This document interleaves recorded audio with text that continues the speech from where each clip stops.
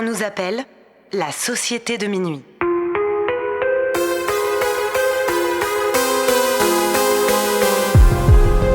Séparément, on pourrait croire que nous sommes tous très différents les uns des autres. Nos passions, nos vies et nos histoires sont différentes. Nous ne fréquentons pas les mêmes écoles, ni les mêmes quartiers. La seule chose qui nous réunit, c'est d'avoir touché du doigt le surnaturel. Nous avons alors décidé de nous rassembler pour partager nos peurs, nos histoires bizarres et effrayantes. Les uns après les autres, nous reviendrons au cœur de nos angoisses sans souvenirs, aux frontières.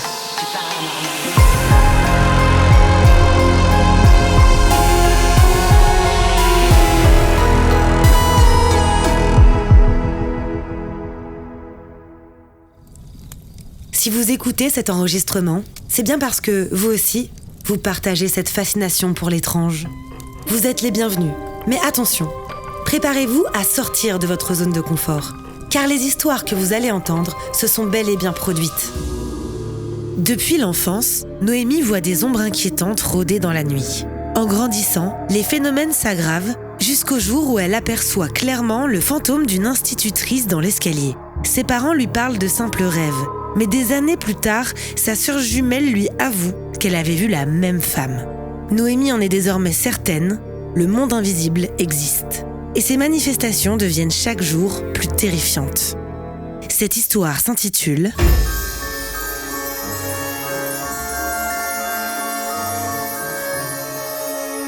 Les ombres qui me suivent. Je m'appelle Noémie. Je vis en Belgique, du côté de Liège, et donc j'ai toujours grandi dans la nature. J'étais vraiment entourée de tout ce qui est beau, la forêt, les contes et les gens de la forêt aussi. Mes parents, ils m'amenaient toujours à l'extérieur dès petite. Et vraiment, j'ai eu, je dirais, une enfance super paisible, super joyeuse, sans problème réellement, si ce n'est mon début de vie. À ma naissance, donc je suis accompagnée de ma sœur jumelle. On est à 7 mois et demi.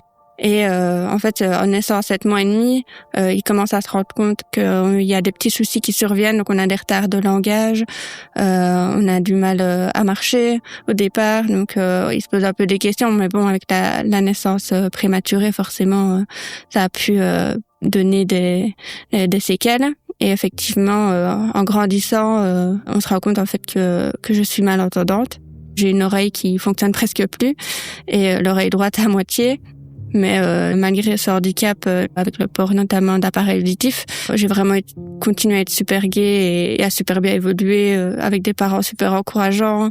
Franchement, je crois que je peux pas rêver mieux comme enfance comme j'ai eu parce que j'ai super bien grandi. Donc voilà, j'avais du coup ma sœur jumelle et un peu plus tard j'ai eu une petite sœur alors qui a vu le jour 4 ans et demi après nous. Au niveau de mes parents, donc c'était vraiment des personnes très terre à terre. Ça je l'ai ressenti super jeune.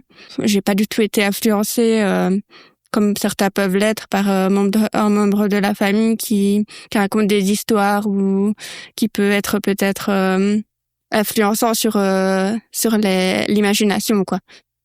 Petite, je ne pouvais pas voir une maison hantée, je détestais me faire peur, je détestais qu'on me raconte des histoires qui faisaient peur, et voilà, c'est vrai que j'ai pas du tout eu d'image qui aurait pu influencer par la suite ma façon de voir les choses qui allaient venir ensuite, quoi, en fait.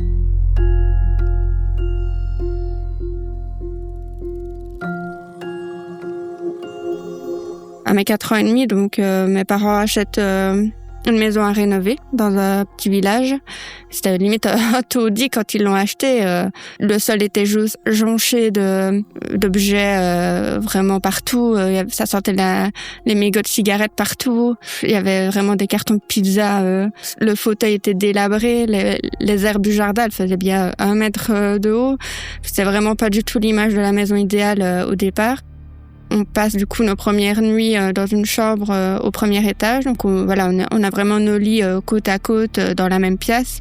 Et on a une veilleuse en fait au pied du lit.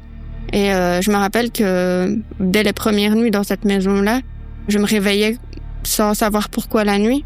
et je sentais en fait des ombres, pas une ombre qui tournait autour du lit de ma sœur et moi.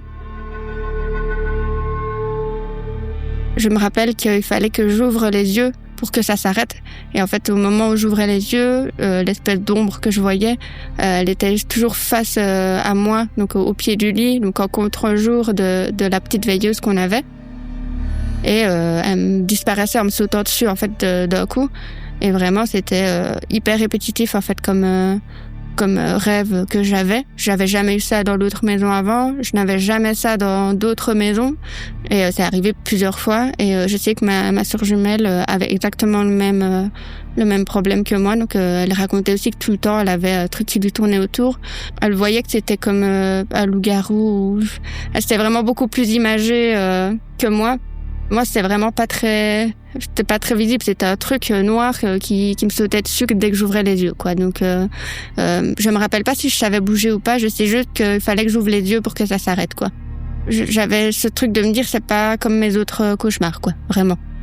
J'ai dû sans doute en parler à mes parents, mais bon, très cartésien évidemment, c'est juste des cauchemars, voilà. Mais moi, je réalisais que je le faisais tout le temps en fait, ce cauchemar-là. Donc, je me suis demandé à un moment donné, mais est-ce que c'est normal de faire Bon, j'étais vraiment très jeune, hein, donc voilà, j'ai juste entre guillemets subi ces rêves pendant longtemps et jusqu'à ce que je quitte cette chambre en fait. Donc, c'est arrivé uniquement dans cette chambre-là, jamais ailleurs dans la maison, dans une autre chambre, quoi.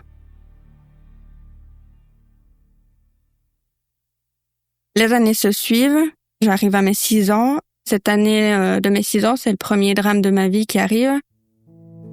Mon grand-père paternel décède durant une opération du cœur. Donc en fait, il avait une maladie très grave au niveau des artères.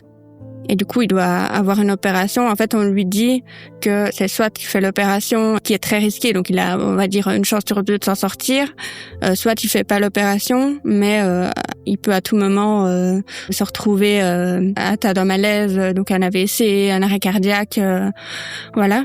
Mon grand-père, c'était vraiment un modèle incroyable dans ma vie. Déjà petite, je sais pas, pour moi c'était Dieu, quoi, presque. C'était vraiment le papy parfait. Il faisait de la photographie, il dessinait, il faisait de la menuiserie. Il avait été instituteur. Enfin voilà, c'était vraiment une personne que j'admirais déjà très jeune. Moi, je pense que je n'étais même pas au courant qu'il se faisait opérer, en fait. Et donc, on nous a annoncé ça. Je me rappelle, on est dans le salon de la maison. Je me rappelle pas avoir pleuré. Je crois que j'étais un petit peu bouche bée. Alors que c'était quand même une figure super attachée. J'avais vraiment cette impression que oui, il était parti, mais il est quand même là. J'avais plus de peine de voir ma grand-mère qui, elle, sur le coup, était très affectée par le départ de son mari, évidemment. Mais moi, malgré mes 6 ans, à 6 ans, on a quand même des émotions qui commencent à naître et on peut être vraiment fort affecté.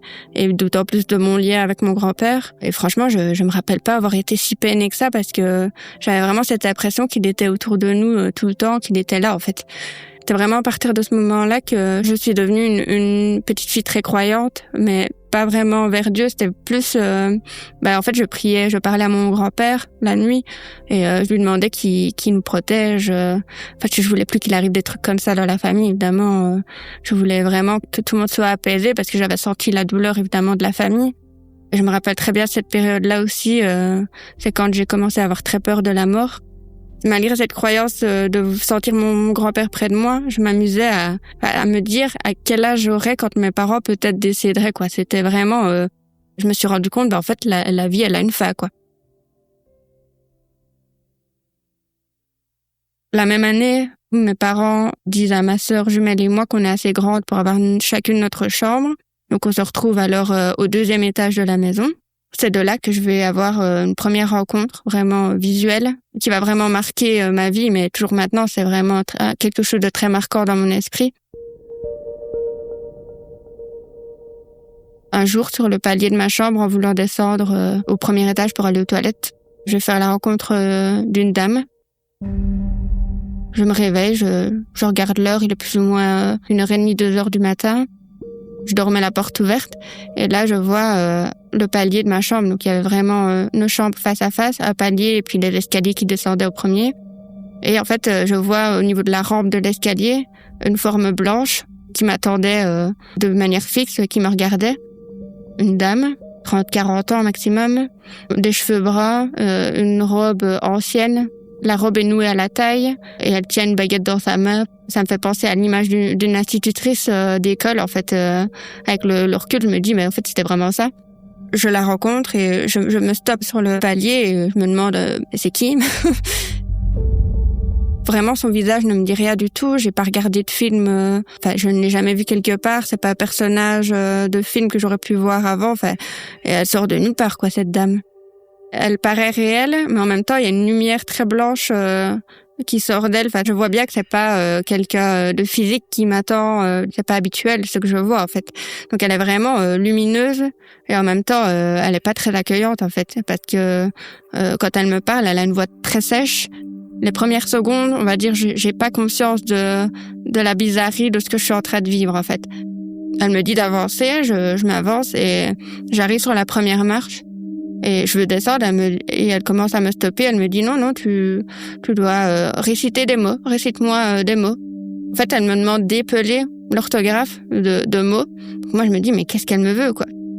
Et donc, je descends et j'ai même peur, en fait, en remontant dans ma chambre. J'ai vraiment peur de la retrouver, de me retrouver nez à nez avec elle, en fait. Et au final, elle n'est pas là. Donc, je remonte tranquillement. Je me dis, bon, c'est sûrement mon imagination. Je sais pas ce que j'ai vu, mais voilà, quoi. Et en fait, le problème, c'est que cette dame-là, je vais la recroiser, mais des dizaines et des dizaines de fois. Même petite, je me rendais compte que c'était pas normal de voir autant de fois. Si même c'était un rêve, c'est pas normal de faire presque le même rêve à chaque fois.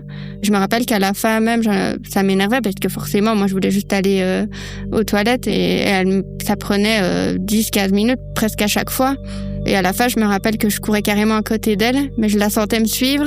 Je sais pas, j'ai des souvenirs où elle me criait dessus, mais je sais pas si c'est moi qui, avec le temps, me suis imaginé ça, mais j'ai l'impression que je sentais sa colère, mais elle n'était jamais là quand je remontais, en tout cas. J'ai pas trop eu envie d'en parler parce que, d'une part, parce que j'avais pas envie que ma sœur ait peur. Et deuxièmement, mes parents étaient tellement cartésiens que si même je leur en parlais, ils m'auraient dit c'est juste un rêve, arrête un peu. Ils n'y mettaient même pas de doute, en fait. Si je leur parlais de quelque chose qui sortait un peu de la réalité, eux, c'était vraiment non, c'est juste un rêve, quoi.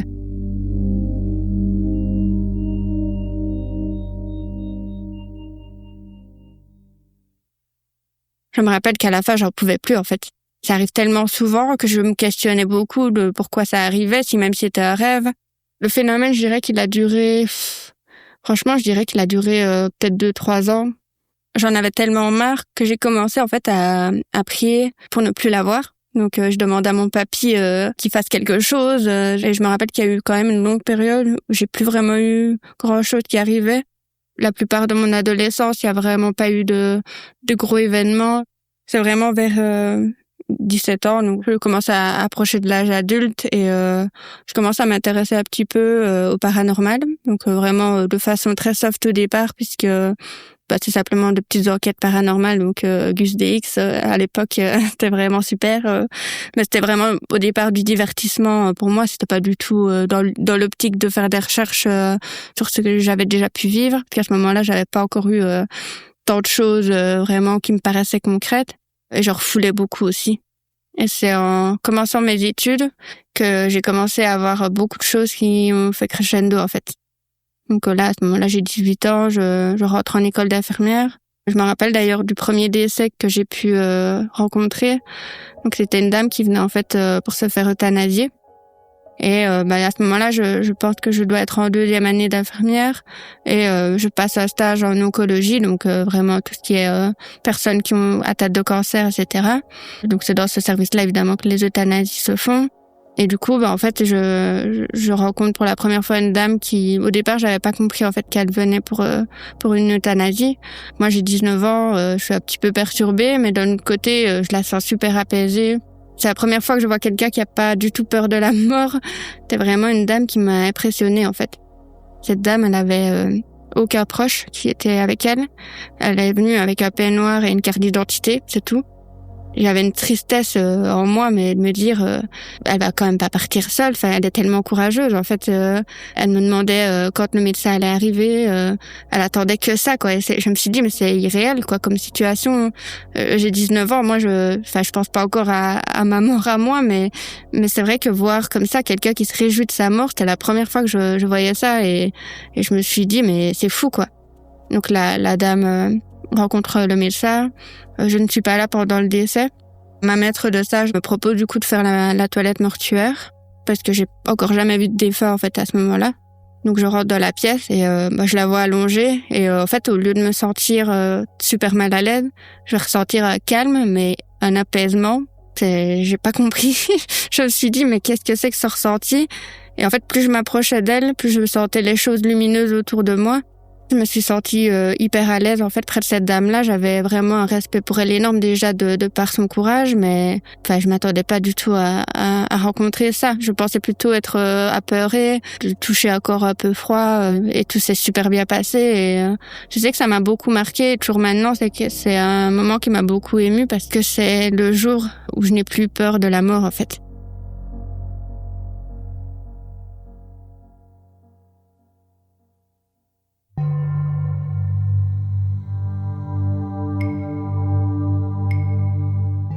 On doit avoir une vingtaine d'années avec ma sœur.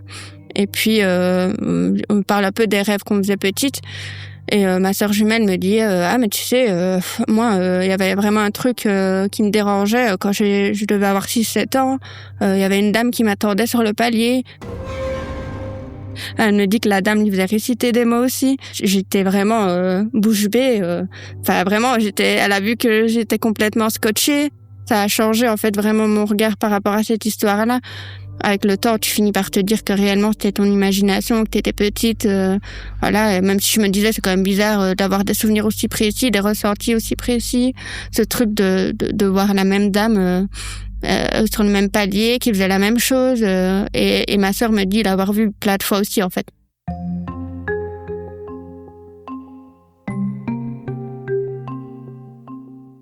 J'ai passé mes études, donc à ce moment-là, je suis infirmière libérale, donc chez nous, on dit infirmière à domicile. Je reçois une nouvelle patiente dans une rue près de chez mes parents. Et en fait, pour la première fois, je vais vraiment sentir quelque chose de malsain. Donc j'arrive devant le seuil de la maison et j'ai limite pas envie de rentrer en fait. Je sais pas pourquoi, mais je suis un peu bloquée. Je regarde la porte et au final, c'est la dame qui vient m'ouvrir. Donc forcément obligée de rentrer. On est en plein été, je vais rentrer dans la maison et il va faire mes glaciales. Je sens vraiment ce malaise, je sais pas expliquer pourquoi. Le comble de tout, c'était que cette dame m'adorait. Donc moi, je savais qu'il m'arriverait rien, mais j'avais vraiment cette certitude qu'elle faisait des trucs en fait dans sa maison. Il y avait vraiment ce truc viscéral où dès que je posais le pied chez elle, j'avais la chair de poule comme jamais. Vraiment cette chute de degrés d'un coup qui prenait les tripes quoi. Et je regardais partout. J'avais l'impression qu'on me regardait, qu'il y avait des caméras mais en fait j'avais vraiment cette impression d'être épiée quoi. Oui. Il y a quelques visites qui se passent. Il y a rien de spécial qui se passe si ce n'est que je me sens vraiment pas bien.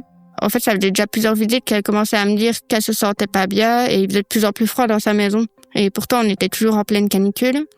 Et un jour, c'est une dame du coup qui a des injections d'insuline, donc elle est diabétique. Et je prends le stylo pour l'injecter. Elle se tourne parce que c'est au niveau de la fesse que je réalise l'injection. Et en dirigeant l'aiguille, on va dire vers le lieu d'injection, je sens vraiment une main qui me frappe le dos de ma main à moi. Et du coup, en fait, le stylo se retrouve éjecté à l'autre bout de la pièce, mais littéralement, quoi. J'ai eu un moment où j'ai un peu bloqué et je me suis dit, qu'est-ce que c'est que ça? Je me dis, je vais aller rechercher le stylo. J'avais juste envie de sortir de la maison, évidemment. Je commence à faire l'injection. Finalement, j'arrive à la faire. Et je suis jamais partie aussi vite de chez elle, quoi.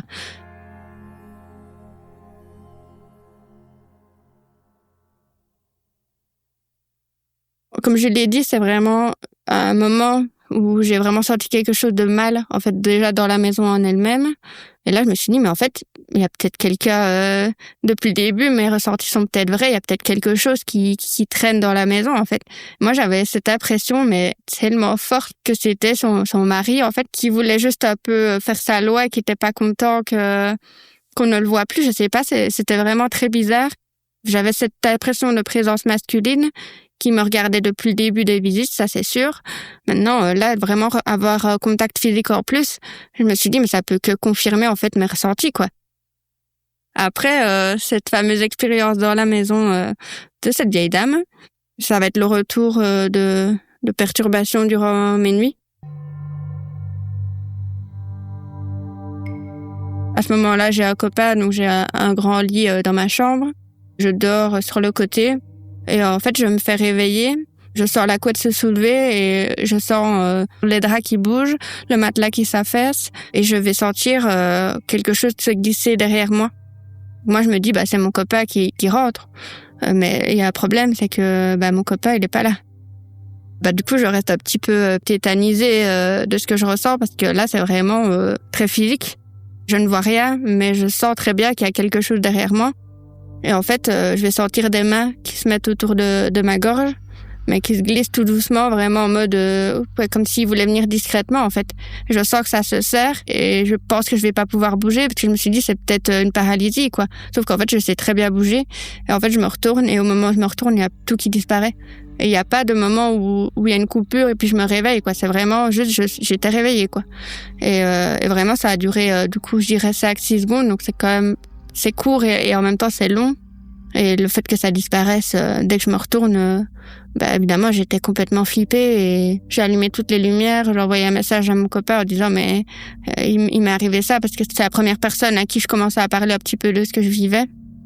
Et j'étais complètement tétanisée. J'ai fini la nuit avec toutes les lumières. J'ai mis un film hyper joyeux pour essayer d'oublier ce que je venais de vivre. Et sur le coup, j'avais vraiment pas d'explication de ça parce que franchement, j'étais à la limite de l'arrêt cardiaque tellement j'ai jamais eu aussi peur de ma vie. C'est la première fois dans ma maison vraiment où je me suis dit mais il y a quelque chose de malveillant qui est là, quoi. Il m'est arrivé autre chose qui, je pense, est encore pire. Je dirais, allez, peut-être 3-4 mois, 6 mois maximum. Franchement, pas longtemps après. Toujours dans le lit, dans la même pièce, toujours mon copain de l'époque qui n'est pas là. En fait, je vais me faire réveiller, mais là, vraiment, j'ai la terreur la plus grande que j'ai jamais eue de toute ma vie. Je me suis réveillée en étant tirée par le pied. Je vais me faire tirer en oblique jusqu'au pied du lit gauche, quoi, du coup. Je vais me faire traîner sur 1 mètre avec le pied tiré en l'air à 45 degrés en l'air. Donc j'avais vraiment mon pied dans le vide et je voyais un petit peu parce qu'il y avait, la nuit était claire et j'ai pas des rideaux foncés. Donc je devinais un truc noir dans le coin de ma pièce, mais je ne voyais rien de très net. Et en fait, je sentais vraiment quelque chose autour de ma cheville. Mes fesses étaient au bout du lit. Donc il y avait 2 centimètres de plus, je tombais, quoi. J'ai même pas hurlé, j'étais juste tellement tétanisée. J'ai rien vu réellement, j'ai juste vraiment ressenti ces mains autour de ma cheville. Et pareil, j'ai fini la nuit avec toute lumière allumée, j'ai fini par m'endormir des heures après parce que je mourais de fatigue, mais j'avais envie limite de partir de ma chambre, mais c'est chez toi et c'est censé être ton endroit de sécurité et tu te sens plus en sécurité, quoi. J'ai même pas les mots, même encore aujourd'hui, de cette sensation que j'ai eue d'être perdue et désemparée de ce que j'ai ressenti parce que c'est tellement énorme que j'ai complètement eu honte d'en parler à mes parents. Je n'en ai même pas parlé, en fait.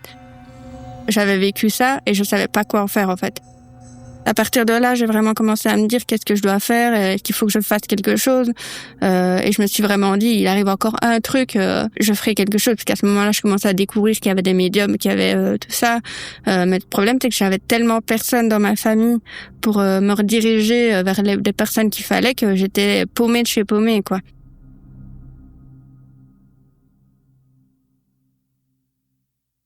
Quand je vois les gens qui témoignent, j'ai l'impression qu'il y en a plein qui finissent par aller trouver des personnes pour les aider par rapport à ça.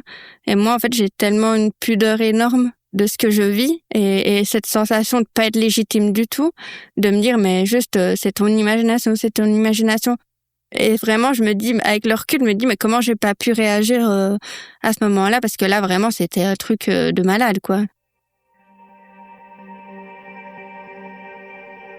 En 2020, c'est donc l'année où je rencontre mon conjoint. La même année, sa grand-mère décède et l'année suivante, donc à mes 26 ans, nous reprenons alors la maison de sa grand-mère. On la rénove totalement pour y habiter quelques mois plus tard. C'est une maison où lui, il a vécu du coup depuis qu'il est né. Il y allait beaucoup et il n'a jamais rien vécu, je précise, comme expérience dans cette maison-là. Donc c'est vraiment une maison qui a été construite par les grands-parents de mon conjoint. Et du coup, il y a pas eu de décès, il y a rien eu dedans, quoi. Un jour, on va dormir et tôt le matin, on entend un bruit qui est à l'entrée de la chambre. Un bruit très fort, vraiment de vaisselle, en fait. Vraiment comme si quelqu'un posait très fort de la vaisselle sur un meuble. On avait déposé un sachet avec de la vaisselle sur le bureau de la pièce où il a toutes ses collections. En fait, il collectionne pas mal de choses. Donc, il y avait vraiment une assiette et un bol, donc vraiment de la vaisselle qui se casse. Et on dépose ça sur le bureau. Ça fait quelques jours que c'est là et voilà, on oublie de le ranger parce que c'est une pièce où on va pas souvent. Et en fait, on va retrouver le sachet qui était dans le bureau, posé juste devant, juste sur le seuil de la chambre. En fait, donc la porte est ouverte et le sachet est posé à l'entrée de la chambre, alors qu'il était sur la table du salon, quoi. Je dis de suite à mon conjoint, je lui dis, c'est grand-ma, donc on l'appelait grand-ma, sa grand-mère. Il me dit, c'est grand-ma en fait qui veut que tu ranges ton sachet là, parce que ça fait plusieurs jours que ça traîne. Et vraiment, je jubile parce que je me rends compte que c'est la première fois que mon compagnon a un truc où il peut pas réfuter que c'est pas bizarre en fait, parce que à chaque fois qu'il m'arrivait quelque chose, il était pas là ou quoi, et du coup il avait tendance à me dire mais arrête un peu, c'est toi qui provoque les choses, voilà. Et là sur le coup il avait zéro explication en fait.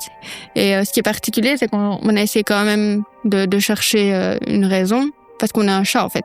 Et notre chat, on s'est dit si même il avait attrapé le sachet, il aurait juste fait tomber du bureau et on aurait retrouvé la vaisselle cassée, on aurait entendu que ça tombe dans l'autre pièce. Si même il l'avait traîné, la vaisselle serait cassée dans le sachet et on aurait entendu un raclement. Enfin, et là non, le sachet était posé bien net, comme il y avait encore les anses relevées, donc c'était un sachet en plastique, comme si quelqu'un avait vraiment juste pris avec 2 doigts et l'avait posé tranquillement devant la porte, un petit peu de manière appuyée pour qu'on entende et qu'on se réveille en fait.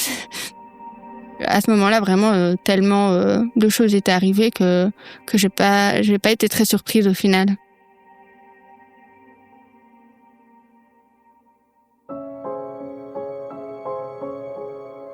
On est un dimanche, je sais que c'était au mois de novembre, donc ça doit être 2 mois plus tard à mon avis.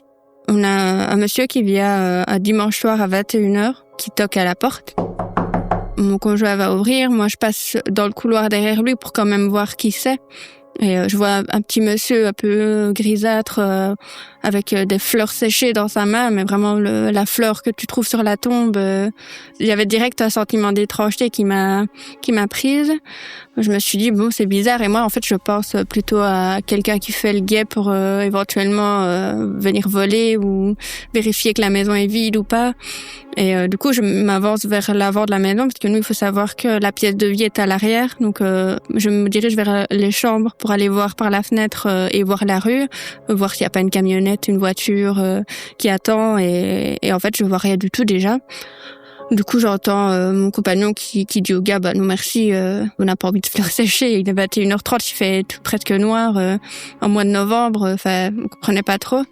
Et en fait, moi j'attends du coup que l'allée qui donne à notre porte d'entrée, il n'y a pas 36 chemins, donc je vois le bas de l'allée.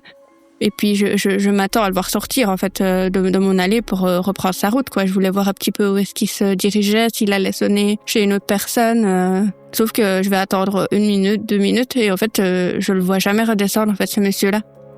J'appelle mon conjoint, je lui dis il est reparti le monsieur, t'es sûr? Ou il me dit oui, pourquoi? Et en fait je n'ai jamais vu le monsieur repartir de l'allée, donc il s'était obligé que je le vois passer et qu'il parte à gauche ou à droite après dans la rue, mais il n'a jamais redescendu l'allée de notre maison.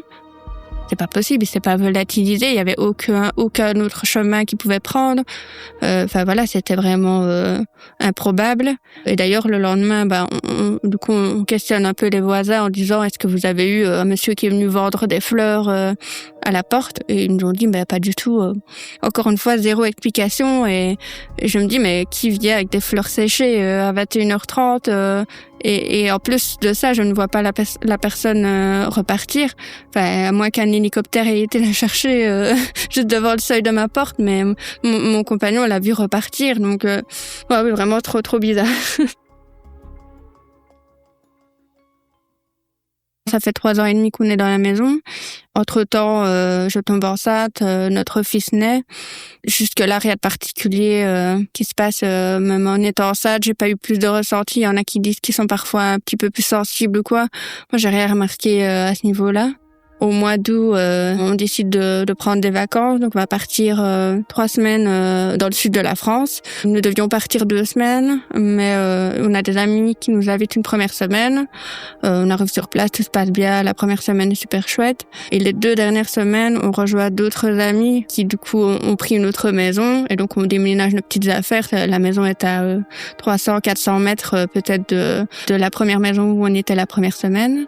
Je me dis que la maison est vraiment chouette, il fait beau, la maison est grande, enfin on est tout content et on se réjouit de passer les 2 prochaines semaines. Mais alors, au bout même je dirais même pas 24 heures, il y a un truc que je vais remarquer qui va vraiment me saisir, c'est un état de fatigue, mais un épuisement. C'est arrivé vraiment en quelques heures après avoir mis les pieds dans cette maison en fait. On est donc avec un couple d'amis du coup, et chaque couple d'amis a un bébé. Je précise que nos bébés dorment super bien, on a vraiment une chance incroyable. Pas de réveil nocturne, donc par rapport à la fatigue, c'est même pas comme si mon enfant ne dormait pas et que je pouvais avoir une explication de cette fatigue. Quelques soirées se passent, les parents de mon conjoint sont présents aussi en fait, et nous invitent pour dîner ensemble. Ce soir-là, on a une mauvaise nouvelle qui tombe. Le garçon de notre couple d'amis reçoit une mauvaise nouvelle en fait. Et on le voit sortir, on voit qu'il commence un peu à crier. Et en fait, il apprend qu'un de ses meilleurs amis s'est ôté la vie en sautant du 5e étage. À partir de là, le bébé de ce couple d'amis-là se réveille en fait toutes les heures en hurlant. Sauf qu'il n'y a pas de raison particulière. Voilà, mon amie, elle essaye de lui donner à boire, il n'a pas soif, il n'a pas besoin d'être changé. Enfin voilà, déjà elle se pose un peu des questions. On regarde à travers le babyphone, on ne voit rien, mais par contre on entend des bruits de toc. Je me dirais encore à ce moment-là, franchement, c'est juste qu'on est triste pour notre ami, évidemment. Et voilà, la soirée se termine un peu tristement. On retourne du coup dans notre maison. On va tous dormir vers minuit. Donc la même nuit, je me fais réveiller. Donc je regardais par après, il était 1h30. En fait, je suis sur le ventre et je me réveille, mais d'un bond. Et je sens qu'il y a quelqu'un au pied du lit. Je ne vois personne, mais je sens vraiment avec certitude qu'il y a quelque chose qui me regarde au pied du lit. Je vais sentir le matelas entre mon conjoint et moi qui commence à s'affaisser, comme si quelqu'un s'asseyait entre nous deux. Vraiment comme si quelqu'un s'asseyait en essayant de ne pas nous réveiller. Et on sent vraiment la différence de pression. Je m'attends à ce que mon conjoint se réveille d'ailleurs, mais non. Je le sens glisser un petit peu d'ailleurs avec l'affaissement. Et moi, je me dis, je me retourne, mais j'ai envie de dire c'est qui. Et en voulant me retourner pour dire c'est qui, je sens que la personne s'allonge sur moi. Ses bras se mettent autour de mes épaules. Et en fait, je le sens disparaître à ce moment-là quand je veux regarder qui c'est en fait. Ce que je n'ai pas compris à ce moment-là, c'était que j'avais vraiment une réaction, j'avais peur, mais par rapport aux autres fois où j'avais eu des événements comme ça dans ma maison de mes parents, là je me suis vraiment pas affolée. Comme il y avait aussi mon petit garçon qui dormait, et comme il ne s'était pas réveillé, j'avais pas envie peut-être non plus de faire du bruit, d'allumer la lumière ou quoi, mais j'ai même pas cherché à réveiller mon conjoint pour lui dire t'as senti, non, je me suis dit on se calme, il y a quelqu'un qui est venu te voir, voilà, c'est ok quoi. Et à ce moment-là je repense pas non plus à l'histoire de l'ami qui s'est ôté la vie, et je me rendors. 1 heure après, c'est mon petit garçon qui se réveille complètement terrorisé. Il doit avoir 9 mois, donc je sens dans ses hurlements qu'il a juste peur, en fait. Je vérifie quand même que c'est pas parce qu'il a soif qu'il a besoin d'être changé, mais pas du tout. J'arrive à le rassurer et il se rendort sans problème, et c'est rare, franchement, de base, il ne se réveille pas du tout sans raison, donc je me pose un peu des questions. Je me dis, je me suis fait réveiller par un truc bizarre, mon petit garçon se fait réveiller par un truc bizarre, le garçon de nos amis s'est fait réveiller toute la nuit, on l'entendait hurler en fait presque toutes les heures, et on comprenait pas, on disait mais les autres nuits ils n'ont pas fait ça quoi. Encore 1 heure plus tard, donc il doit être 3h30, 4h du matin, c'est mon conjoint qui se réveille en hurlant. Et en fait, il a une douleur mais horrible dans la jambe. Là, sur le coup, j'ai vraiment eu très très peur parce que quand tu entends la personne que tu aimes hurler comme ça, tu pourrais croire qu'il est en train d'être égorgé. Et en fait, il me dit qu'il a eu un truc horrible à sa jambe. Il sait pas quoi, mais il avait super mal à la jambe et c'était vraiment la coïncidence d'avoir sur la même nuit autant de choses, quoi. Voilà, on était un petit peu saisis, mais voilà, comme d'habitude, je rigole. Je prends ça au sérieux, mais en même temps, je dédramatise. Je me dis, genre, c'est encore mes trucs bizarres qui arrivent. Donc, la nuit se termine. On n'a pas très bien dormi, mais bon, c'est comme ça. Le lendemain matin, donc, je décide d'en discuter avec mon amie, où son fils avait été du coup réveillé toute la nuit aussi. Et elle non plus ne comprend pas pourquoi son enfant s'est réveillé autant. Elle dit qu'à la maison, c'est pas du tout comme ça. Les premières nuits sur place n'avaient pas été comme ça non plus. On comprend pas trop. On échange un petit peu de nos expériences paranormales parce que voilà, j'aime bien échanger maintenant. Je suis plus à l'aise d'en parler, donc on rigole un petit peu. On dit c'est quand même étrange, mais voilà, toujours sans plus. Quelques jours passent, j'ai toujours cette fatigue horrible qui me prend les tripes. J'ai limite envie de partir des vacances tellement j'en ai marre d'être fatiguée comme ça. Et je remarque en fait que quand je quitte la maison, je retrouve mon état normal. Donc en fait, cette fatigue-là, je l'avais vraiment quand j'avais les pieds dans la maison, quoi. Encore quelques jours se passent, on part pour visiter la ville et on profite d'un resto tous ensemble. On se met à une table, la serveuse arrive pour nous tendre les cartes et prendre notre commande. Donc c'est une table ronde, on est avec les parents de mon conjoint et le filleul de mon conjoint. Donc on est vraiment en cercle et la serveuse se met à côté de moi, à ma droite. Et en fait, pendant qu'elle va prendre la commande, il va y avoir un coup énorme qui va taper entre elle et moi. Mais vraiment, on sent vraiment un mouvement d'air, en fait. Et on entend vraiment un énorme boom, mais comme si quelqu'un avait tapé de tout son poids sur la table. Et en fait, le truc, c'est que là, sur le coup, il y a plein de témoins. Donc, en fait, il y a tout le monde qui est saisi. Et même la serveuse, elle s'arrête un instant, elle dit, on est d'accord, il y a eu un truc chelou, là. Elle l'a vraiment dit comme ça, en plus. Et on a regardé, parce que du coup, c'était une table ronde, mais c'était un pied unique au milieu. On a dit, est-ce qu'il y a quelqu'un qui a chuté dans la table? Parce qu'on n'était que entre nous, il y avait personne qui bougeait. Et un coup aussi fort, ça pouvait être que quelqu'un qui tapait comme un fou sur la table, mais il y a personne. Même la serveuse a fait le même geste que moi, de regarder entre elle et moi, en fait.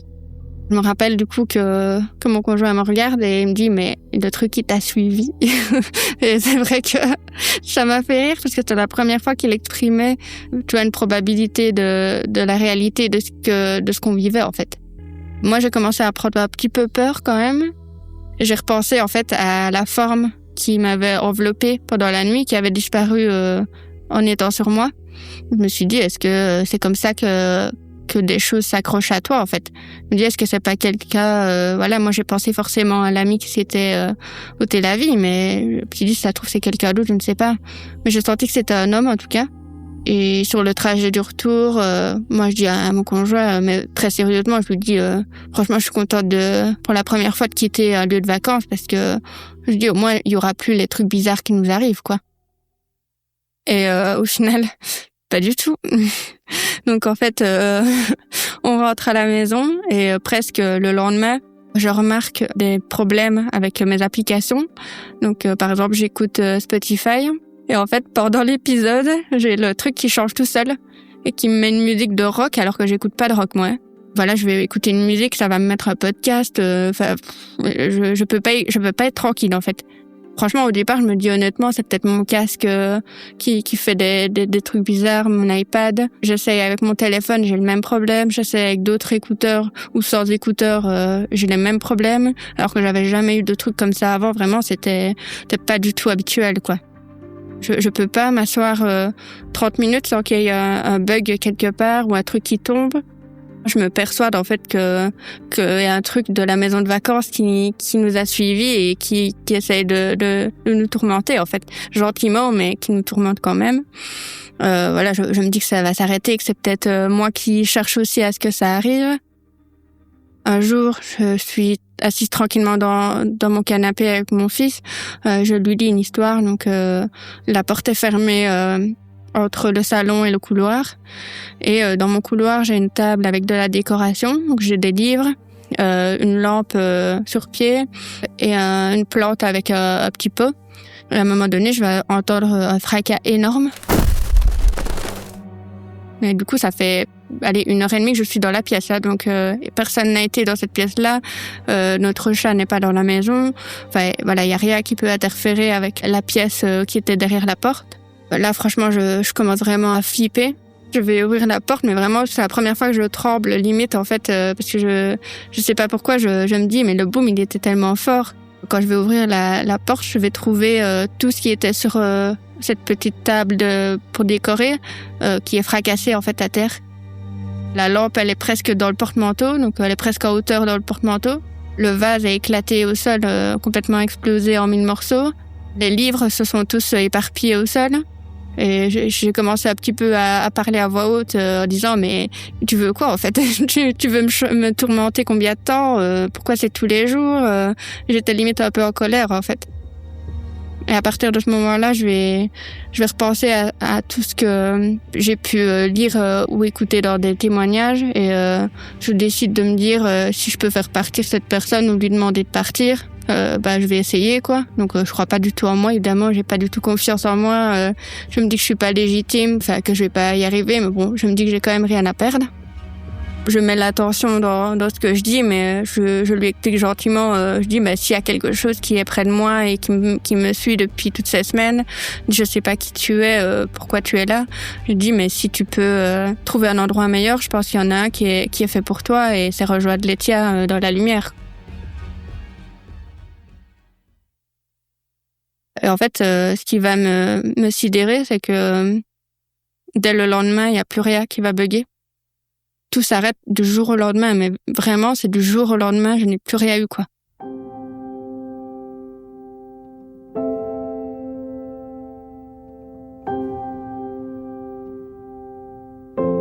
Si je suis venue témoigner dans le podcast aujourd'hui, pour moi, c'était l'occasion de documenter tout ce que j'avais pu vivre. Ces phénomènes, ils ont vraiment influencé ma personnalité et je pense que je ne serais pas la même personne si je n'avais pas traversé tout ça. Je suis très reconnaissante d'avoir vécu ces expériences, même si j'ai parfois ressenti beaucoup de frustration face à toutes ces choses qui restent sans réponse, parfois même sans lien entre elles d'ailleurs. Et je me dis que peut-être en participant au podcast, certaines personnes pourront justement m'aider à trouver des réponses que je n'ai jamais trouvées.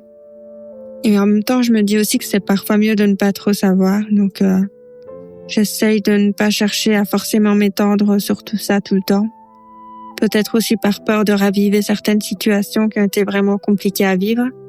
Donc, j'ai à la fois besoin que le voyage y continue et en même temps, j'ai pas envie de revivre certaines choses. Alors, l'avenir me dira ce qui se passera par la suite, mais à l'heure d'aujourd'hui, j'ai encore des événements étranges qui m'arrivent.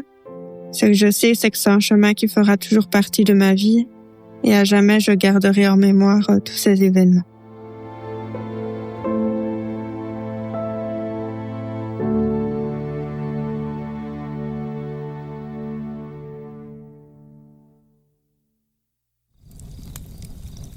Vous êtes maintenant arrivé au bout de cette histoire.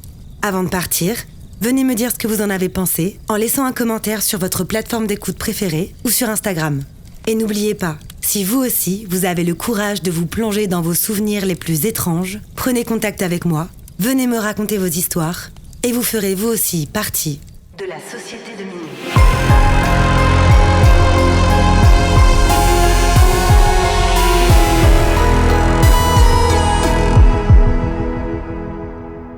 Ce podcast a été imaginé, réalisé et monté par votre hôte, Tatiana Benamou. Il est mixé par Dimitri Benamou et la musique du générique a été composée par Jérémy Marlon.